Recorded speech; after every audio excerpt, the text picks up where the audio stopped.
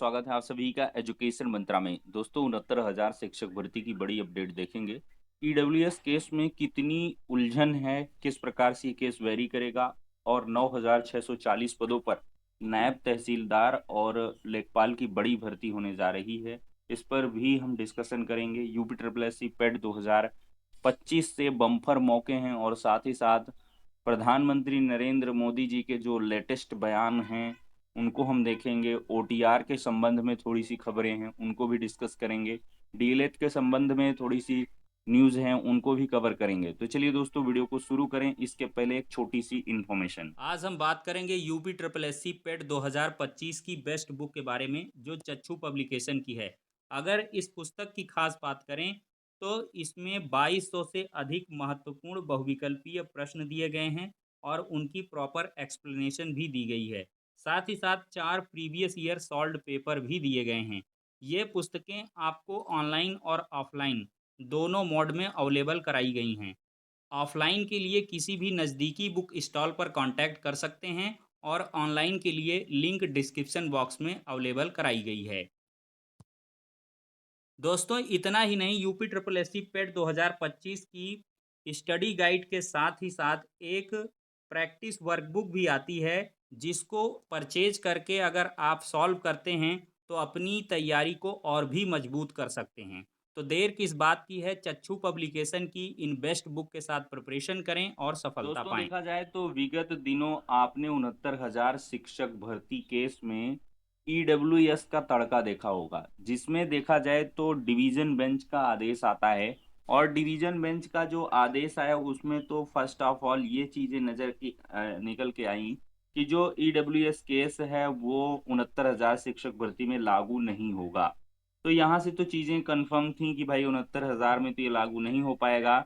लेकिन जो division bench का आदेश है, जब वो बाहर निकल के आया तो आदेश में कुछ ऐसी लाइनें पंक्तियां लिख दी डिवीजन बेंच ने, जो कही कही जाए तो थोड़ी सी दिक्कत भरी हैं। उनमें ये कहा गया है कि जो ईडब्ल्यूएस है वो 69,000 शिक्षक भर्ती में लागू होना चाहिए था। ये वर्ड उन्होंने यूज किया कि लागू होना चाहिए था।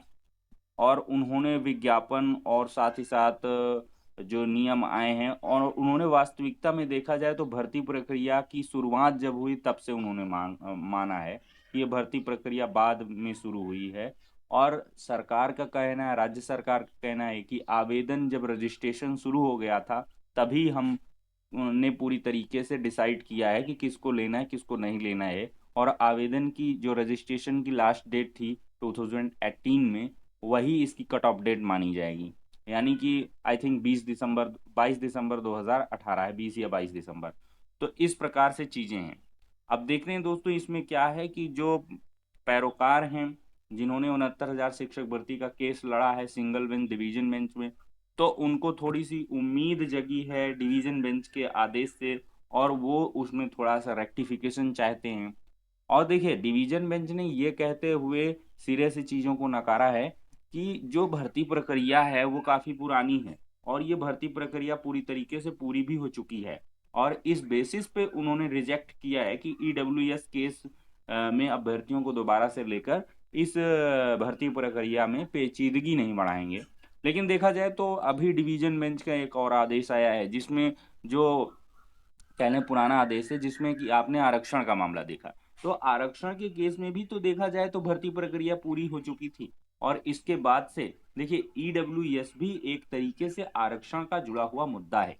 ये इकोनॉमिकल वीकर सेक्शन का आरक्षण है और वहां पर जो ओबीसी का आरक्षण है, तो यहाँ पर लागू होने ना होने को लेकर सवाल है। लेकिन वहां पर जो आरक्षण का कायदा है वो अच्छे से नहीं लागू हुआ है और उसमें चयन सूची को निरस्त करने का आदेश दिया गया है।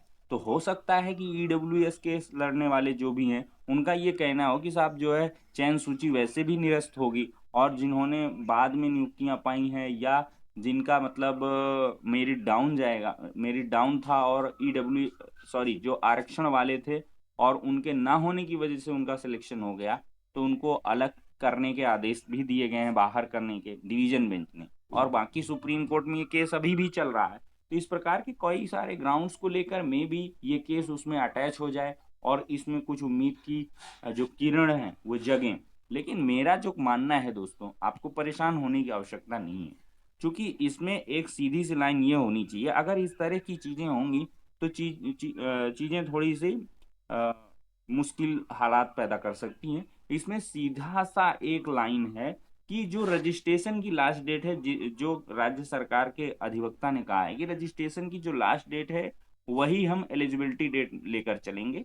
उसके अंदर अंदर जिसका भी जो भी सर्टिफिकेट होगा, चाहे एजुकेशनल हो, चाहे वो आरक्षण संबंधी हो, चाहे जैसा भी हो, ठीक है, चाहे वो उसका जो है टेट का हो, तो सब हम वही डेट मान रहे हैं, 20 तारीख। तो इस तरीके से ये बचत है और मेरे हिसाब से यही होगा माननीय सुप्रीम कोर्ट से। और ईडब्ल्यूएस 69,000 में तो लागू नहीं हो पाएगा, और बाकी प्रयास करेंगे। और देखिए, जज हम भी नहीं हैं, अगर कोई ऐसे आदेश आते हैं तो जरूर दिक्कतें बढ़ सकती हैं। बाकी उलझन ज़्यादा लेने की ज़रूरत इसमें नहीं है। 95% मेरी जो पॉसिबिलिटी कहती है, जो अभी तक के अनुभव है उनके आधार पर ये केस खारिज सुप्रीम कोर्ट से भी होगा, क्योंकि सिंगल बेंच डिवीजन बेंच में खारिज हुआ है, भले ही उसके बेस अलग अलग रहे हों। तो चलिए दोस्तों, अब अगली अपडेट को डिस्कस करते हैं। 9,640 पदों पर नायब तहसीलदार और लेखपाल की जो बड़ी भर्ती है वो आ रही है। देखिए दोस्तों, यहाँ पर दिया है 9,640 नायब तहसीलदार लेखपाल की भर्ती जल्द। लखनऊ से विशेष संवाददाता की बड़ी खबर है। राज्य सरकार जमीन से जुड़े मामलों में लोगों को राहत देने के लिए राजस्व विभाग में खाली पदों को जल्द भरने जा रही है। नायब तहसीलदार, लेखपाल और राजस्व लिपिक के 9,040 पदों पर भर्तियां करने के लिए संबंधित आयोगों को प्रस्ताव भेज दिए गए हैं। इसमें लेखपाल के सबसे ज्यादा 7,531 पदों पर भर्ती होगी। मुख्यमंत्री योगी आदित्यनाथ ने पिछले हफ्ते राजस्व विभाग की समीक्षा बैठक में निर्देश दिया था कि रिक्त पदों का अभियान चलाकर भरा जाए। नायब तहसीलदार के 1234 पद है और इनमें 353 पद खाली हैं। इनके लिए उत्तर प्रदेश लोक सेवा आयोग को प्रस्ताव भेजा गया है। लेखपाल के 30,837 पद हैं। 7,531 को भरने के लिए उत्तर प्रदेश अधीनस्थ सेवा चयन आयोग को प्रस्ताव भेजा गया है। और दोस्तों, राजस्व लिपिक के 10,406 पद हैं, जिसमें 4,694 रिक्त हैं। इनमें से 2,938 पद पदोन्नति और 1,756 जो हैं वो सीधी भर्ती से भरे जाएंगे। पदोन्नति वाले पदों को भरने के लिए राजस्व परिषद से कार्रवाई शुरू हो गई है और राजस्व परिषद ने संबंधित आयोगों को भर्ती प्रस्ताव भेजने के साथ अनुरोध किया है कि भर्ती प्रक्रिया जल्द पूरी की जाए। तो दोस्तों, इन चीजों को देख करके आप समझ गए होंगे कि भाई 9,000 समथिंग पदों पर वैकेंसी बहुत जल्द आने वाली है। और इसमें हो सकता है कि थोड़ा सा प्रेशर बनाएं अभ्यर्थी पेट 2025 के, कि जब इतने दिन लटकी ही रही है पेट, और पेट की वैधता के एक्सटेंशन को लेकर अभी चीजें उतनी स्पष्ट नहीं है। नए विज्ञापन में तो स्पष्ट है, पुराने को लेकर अभ्यर्थियों में दिक्कत है, कुछ विरोध में है, कुछ हामी में है। तो देखते हैं क्या कुछ होता है। बाकी अभी इतना जल्दी ये लेखपाल की भर्ती नहीं आने वाली है। भले ही इनमें कहा गया है कि भर्ती प्रक्रिया को जल्द पूरा किया जाए, लेकिन अधियाचन आने में, चीज़ों को डिसाइड करने में, इन सब में थोड़ा सा समय जरूर लगता है। और इधर दोस्तों पेट 25 का मौका है, और पेट 2025 से चलिए लेखपाल अगर आई थिंक मिस हो भी जाता है आपसे, तो आगे और भी बहुत सारे जो भर्ती के पद हैं वो खाली हैं, और सारे पदों पर जो कार्रवाई है वो यूपी ट्रिपल एससी पेट 2025 से मैक्सिमम तरीके से होगी। तो पेट को ध्यान में रखते हुए आप लोगों को फटाफट आवेदन करना है, और इसकी तैयारी बहुत ही बम्पर तरीके से आपको करनी है, हाईएस्ट स्कोर रखना है, जिससे कि आगामी जो भी एग्जाम हो तो उसमें आप शॉर्टलिस्ट जरूर हो जाएं। देखिए, पीएम नरेंद्र मोदी जी का ऑफिशियल स्टेटमेंट कल की डेट में आया है कि आतंकवादियों के लिए पाकिस्तान भी महफूज नहीं, हम घर में घुसकर मारेंगे। और पीएम सैन्य बलों के अदम्य साहस का अभिनंदन करके सैनिकों के बीच पहुंचे थे। उन्होंने कड़े शब्दों में भी कहा कि भारत की ओर नजर उठाना एक अंजाम होगा तबाही। मतलब भारत की ओर कोई भी नजर उठाएगा तो उसका एक ही अंजाम तबाही होगा। तो प्रधानमंत्री नरेंद्र मोदी ने ऑपरेशन सिंदूर की सफलता पर सैन्य बलों का अभिनंदन करते हुए आतंक के आकाओं को समझ में आ गया होगा कि भारत की ओर नजर उठाने वाला का एक ही अंजाम होगा तबाही। निर्दोष लोगों का खून बहाने का एक ही अंजाम होगा विनाश और महाविनाश। पीएम मोदी ने कहा कि जिस पाकिस्तानी सेना के भरोसे ये आतंकी बैठे थे, भारत की सेना, वायुसेना और नौसेना ने उसे भी धूल चटा दी। पाकिस्तान में ऐसा कोई ठिकाना नहीं है जहां आतंकी चैन की नींद सांस ले सकें। पीएम ने मंगलवार को अचानक पंजाब के जालंधर के आदमपुर एयरबेस पहुंचकर पाकिस्तान ही नहीं पूरे विश्व को संदेश दिया कि हमारा वायुसेना अड्डा सुरक्षित है और लड़ाकू विमान भी। पीएम मोदी ने वायु सैनिकों से लंबी चर्चा की और उनकी बातों को सुना है। देखिए दोस्तों, यहाँ पर डीएलएड चार्टवाला का एक सेंटर खुला है। ऐसे बहुत सारे अभ्यर्थी हैं जो बेरोजगारी की चपेट में आए हैं और वो कहीं न कहीं रोजगार के लिए कुछ न कुछ रास्ते इख्तियार कर रहे हैं।